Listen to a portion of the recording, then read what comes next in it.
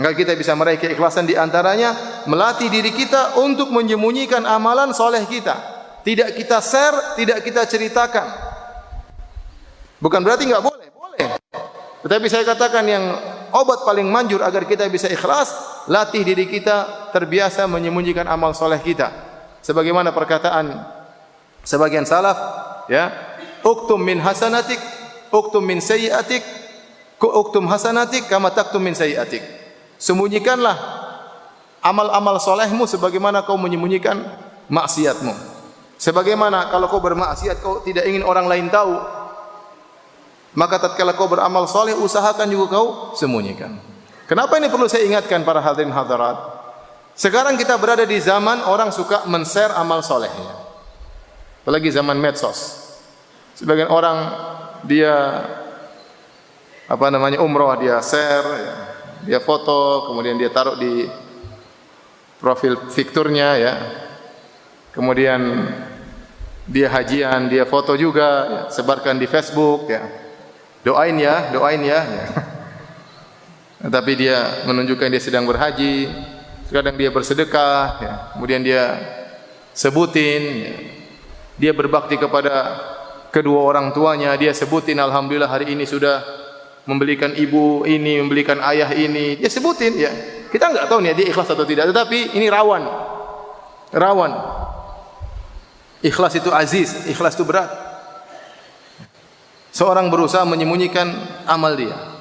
Kadang seorang men-share amal dia baik dengan, ya, perkataan atau dengan isyarat, ya. Maka seorang berhati-hati kepada hal ini, ya. Karena riya itu sangat halus. Begitu dia masuk ke dalam amal ibadah kita, maka gugurlah amal ibadah kita. Syaitan tidak peduli sebesar apa amalan Anda, sebesar apa pengorbanan Anda, sebesar apa uang yang Anda keluarkan, seletih apapun yang Anda lakukan. Tapi kalau Anda riya, selesai. Makanya Nabi SAW waktu berhaji, Rasulullah SAW berkata, Allahumma hajjatun la riya fiha wala sum'ah. Ya Allah, ini hajiku, tidak ada riya, tidak ada sum'ah. Karena haji itu rawan riya, rawan sum'ah. Ya. Maka seorang ingat, kalau dia berpuasa, dia sebenarnya tidak ada yang tahu kecuali dia omong sama orang. Ini melatih diri kita untuk biasa sembunyikan amal soleh kita. Ingat hadis Nabi SAW tentang salah satu dari 7 golongan yang dinaungi oleh Allah Subhanahu Wa Taala. Rajulun tasaddaqa biyaminihi fa akhfaha hatta la ta'lama shimalu ma tunfiqu yaminuhu. Seorang bersedekah dengan tangan kanannya, kemudian dia sembunyikan sampai tangan kirinya tidak tahu apa yang disedekahkan oleh tangan kanan. Menunjukkan betapa berusaha dia sembunyikan amal soleh dia. Sampai-sampai kawan dekatnya, tangan kanan kawan dekatnya siapa? Tangan kiri. Kawan dekatnya pun tidak tahu. Dia sembunyikan.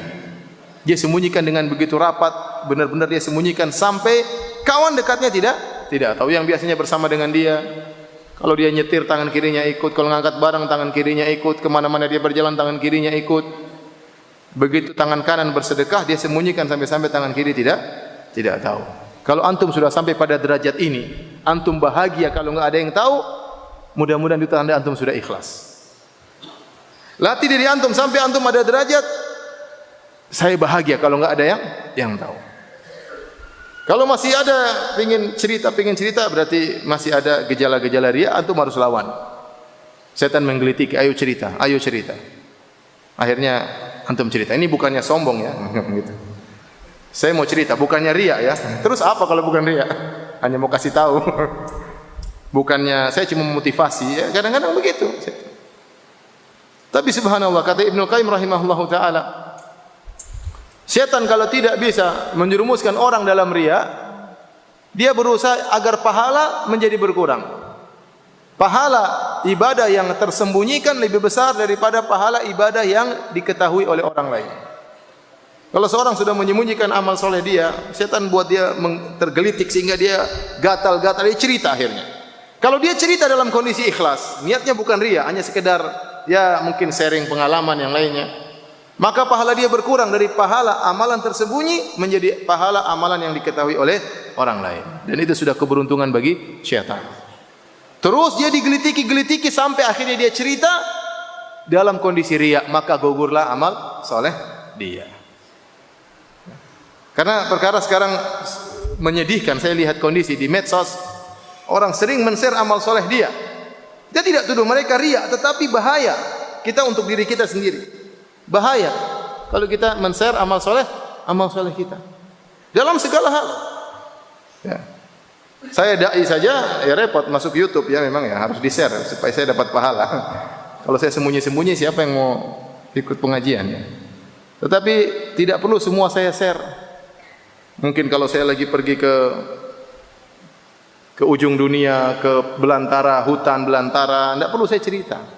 Itu rawan-rawan riya seperti itu. Ya. Mungkin ada perjuangan dakwah saya yang luar biasa, enggak perlu saya cerita. Sebagian orang semuanya dia cerita. Dia kemana, dakwah yang susah dia cerita, dakwah ini yang sebenarnya apa? Kita mudah-mudahan dia memotivasi. Kita tidak tuduh dia riya, tetapi saya bilang sangat rawan. Sangat rawan. Ya. Sampai-sampai sebagian ulama mengatakan, kalau Anda keluar dari hotel menuju Masjid Nabawi dalam rangka beribadah, kalau bisa tidak cerita, jangan cerita. Tidak usah bilang ini hari sangat panas di Madinah 45 derajat, tetapi Allah menguatkan diriku untuk melangkahkan kakiku menuju Masjid Nabawi. Alhamdulillahirabbil alamin. Repot. Itu riya yang tersembunyi. Riya tersembunyi. Masing-masing diri kita tahu.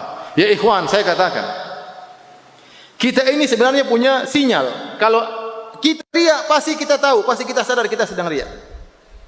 Ente mau pamer enggak? Itu pasti kalau kita mau cek diri kita, sebenarnya sinyal sudah ada. Kamu ini cerita gini supaya diakui, supaya dianggap, supaya dihormati, supaya orang tahu. Itu sebenarnya diri kita ini tak tahu. Makanya Allah bersumpah dengan nafsul lawamah, kata Allah Subhanahu wa taala, "Wala uqsimu bin nafsil lawamah." Sungguh aku bersumpah dengan jiwa yang suka mencela. Nafsul lawamah itu jiwa yang baik, yang dia mencela. Tatkala pemilik jiwa tersebut terjerumus dalam kemaksiatan, maka dia cela. Kamu begini, kamu begini. Kenapa kamu begini? Ada penyesalan, ada teguran. Riya, kemudian dia tegur, kamu sedang riya. Makanya kalau kita cek, sebenarnya kita tahu kita riya atau tidak. Maka daripada kita spekulasi riya atau tidak, mending kita sembunyikan amal soleh kita, selesai urusan. Amal soleh kita bungkus rapat-rapat, kita serahkan kepada Allah. Tidak usah cerita, tidak usah masukkan ke Facebook, tidak usah masukkan ke Twitter, tidak usah masukkan ke Instagram. Sekarang semuanya diceritakan. Ya. Mau berbakti sama suami diceritakan, berbakti sama orang tua diceritakan, berbakti sama istri diceritakan. Semuanya diceritakan. Sedekah diceritakan, mau ke masjid mana diceritakan, bantu orang miskin diceritakan, umrah diceritakan, haji diceritakan. Ya, mana amalan Anda yang hanya Allah yang tahu? Sekali lagi, jangan salah dipahami. Jangan kita, bukan maksud saya untuk menyatakan orang yang men-share amalannya berarti dia riya. Tidak. Itu urusannya dengan Allah Subhanahu wa taala. Kita bicara tentang kita. Antum kalau bisa jangan men-share amal soleh antum sebisa mungkin. Tidak antum share kecuali darurat. Darurat baru antum cerita. Darurat, baru antum cerita, enggak ada masalah. Tapi sebisa mungkin jangan cerita kepada siapapun. Latih diri untuk bahagia, yang tahu hanyalah Allah Subhanahu wa taala, ya. Oleh karenanya ini bisa kita dapat setelah puasa. Kalau kita puasa Senin Kamis, kalau kita enggak cerita, enggak ada yang tahu, ya. Kecuali kalau kita cerita, saya sedang puasa. Kalau enggak akan ada yang tahu. Yang tahu hanyalah Allah Subhanahu wa taala.